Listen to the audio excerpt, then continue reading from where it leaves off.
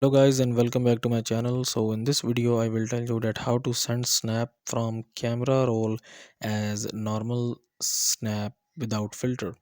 So before starting the video, make sure to like this video and subscribe to our YouTube channel for more tips and tricks like this one. So first of all, you need to open up the Snapchat application on your Android and iOS.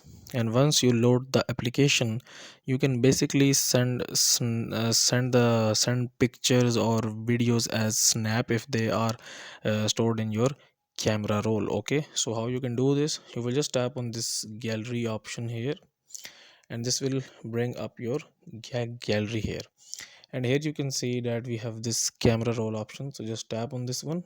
And now let's suppose if I wanted to send this image as a snap, so I will just tap on this one, and you can see that there is no filter on it. Okay, so here you can see it says you can basically add this as a snap to your Snapchat story, or you can send this also. Okay, and you can basically send this to your story, and you can basically send this as a chat message to your contacts as well.